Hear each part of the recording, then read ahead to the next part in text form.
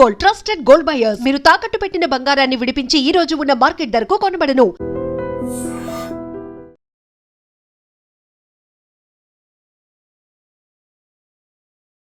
Welcome to iDream. నేను వలి. గచ్చిబౌలి అంజయ్య నగర్లో అక్రమ నిర్మాణాల కూల్చివేతలు కొనసాగుతున్నాయి. బాహుబలి క్రేన్ తీసుకొచ్చి నిర్మాణాలన్నింటి కూడా కూల్చివేస్తున్నటువంటి దృశ్యాలు ఇక్కడ మీరు స్క్రీన్ మీద చూడొచ్చు. మొన్న ఏదైతే అంజయ్య నగర్లో ఆ 7 అంతస్తులటువంటి నిర్మాణంలో ఉన్నటువంటి బిల్డింగ్ ఒక్కసారిగా కుప్పకూలిపోయి 2 స్పాట్లోనే చనిపోయారు. వెంటనే హైడ్రా కమిషనర్ రంగనాథ్ ఇక్కడికి వచ్చారు. తర్వాత సైబరాబాద్ మున్సిపల్ కార్పొరేషన్ కమిషనర్ సృజన గారు వచ్చారు. మొత్తం పరిస్థితిని పరిశీలించారు. వెంటనే అంటే ఈ బిల్డింగ్ కూలిపోవడానికి కారణం ఏంటంటే కేవలం 50 నుంచి 60 గజాల స్థలంలో 7 అంతస్తుల బిల్డింగ్ నిర్మాణం జరిగింది. ఇప్పుడు ఆ బిల్డింగ్ యజమానిని అరెస్ట్ కూడా చేశారు, సాజిద్ని.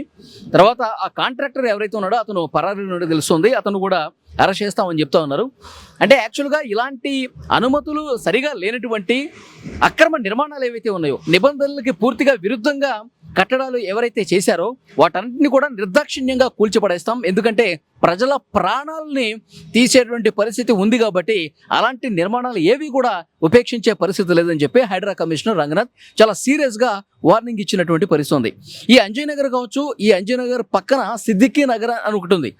ఈ 2 ఏరియాస్లో ఎక్కువగా ఇలాంటి అక్రమ కట్టడాలు ఉన్నట్టుగా సమాచారం వస్తోంది.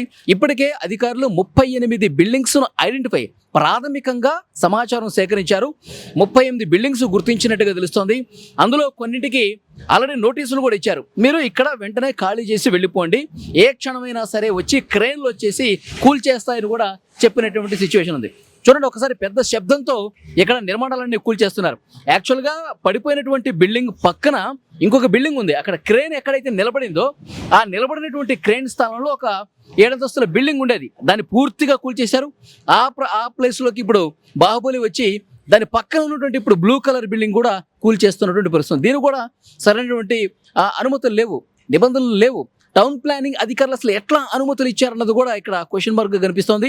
ఇప్పటికే కొంతమంది అధికారులు కూడా సస్పెండ్ చేసినటువంటి పరిస్థితి. అంటే కొంతమంది డబ్బులకి అలవాటు పడిపోయి వాళ్ళకి చూసి చూడనట్టుగా వ్యవహరించిన అధికారులు ఎవరైతే ఉన్నారో వాళ్ళ మీద కూడా యాక్షన్ తీసుకుంటున్నటువంటి పరిస్థితి కనిపిస్తుంది. సో డెఫినెట్గా ఈ 2 ఏరియాస్లో, ఈ 2 కాలనీస్లో ఏ అక్రమ నిర్మాణం ఉన్నా సరే వాటిని తీసి పడేస్తాం. వెంటనే ఇక్కడ అందులో ఉన్నటువంటి వాళ్ళు అధికారులకు సహకరించాలని కూడా చెప్తున్నటువంటి పరిస్థితి అయితే ఇక్కడ క్లియర్గా కనిపిస్తుంది. ఎందుకంటే ఈ ఏరియాలో ఎందుకు అక్రమ నిర్మాణాలు ఇంత ఇదిగా వెలిశాయి, ఎందుకు అధికారులు కళ్ళు కప్పి కొంతమంది, అధికారులకు లంచాలు ఇచ్చి కొంతమంది కాంట్రాక్టర్లు ఈ విధంగా నిర్మాణాలు చేసినటువంటి పరిస్థితి ఎందుకుంది అంటే ఇది మొత్తం ఐటీ కారిడార్ కిందకు వస్తుందండి. ఐటీ కారిడార్ కొండాపూర్ కావచ్చు, మాదాపూర్, గచ్చిబౌలి ప్రాంతం మొత్తం కూడా పెద్ద పెద్ద ఐటీ కంపెనీలు, జాతీయ అంతర్జాతీయ సంస్థలకు సంబంధించిన ఐటీ కంపెనీలు ఇక్కడ ఉన్నాయి. సో వేలాదిగా ఐటీ ఉద్యోగులు నివాస ప్రాంతం. ఎందుకంటే ఇది చాలా కూత పెడతారన్నమాట. 5 నుంచి 10 నిమిషాల్లోనే వాళ్ళు తమ సంస్థలకు చేరుకుంటారు. సో ఇక్కడ డిమాండ్ బాగా ఉంది. చాలామంది ఐటీ ఉద్యోగులు రెంట్లకు వస్తూ ఉంటారు, హాస్టల్లో ఉండడానికి వస్తూ ఉంటారు, పేయింగ్ గెస్టులుగా వస్తూ ఉంటారు. సో అలాంటి వాళ్ళు ఇక్కడ ఎక్కువ కాబట్టి వాళ్ళ కోసం ప్రత్యేకంగా హాస్టల్స్ నిర్మిస్తున్నారు. ఆ హాస్టల్స్ కూడా కొద్దిపాటి స్థలం ఉన్న చాలు, 40 గజాలున్నా, 50 గజాలున్నా, 60 గజాలున్నా, 40 నుంచి 120 గజాల్లో 7-8 అంతస్తుల ఫ్లోర్లు కూడా కేవలం హాస్టల్స్ కోసం నిర్మించి వాళ్ళు బిజినెస్ చేసుకోవటం ఉద్దేశంతో అక్రమంగా నిర్మాణాలు చేపట్టి ప్రజల ప్రాణాలు తీస్తున్నటువంటి పరిస్థితి ఉంది.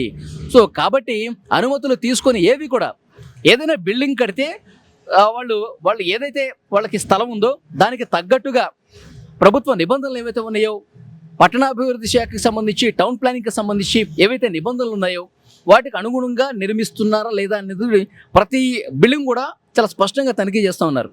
ఎందుకంటే ఫైర్ సేఫ్టీ నిబంధనలు పాటించారా, ఏదైనా ప్రమాదం జరిగితే వెహికల్స్ రావడానికి పోవటానికి ఏమైనా ఇబ్బంది ఉందా లేదా, అసలు ఎన్ని ఫ్లోర్లు కట్టారు, వీళ్ళకు ఉన్న స్థలం ఎంత, నిబంధనలు పాటించారా లేదా, ఇవన్నీ కూడా ప్రతి బిల్డింగ్ కూడా తనిఖీ చేస్తూ ఉన్నారు. నివాస ప్రాంతాలు కూడా చాలా ఉన్నాయి.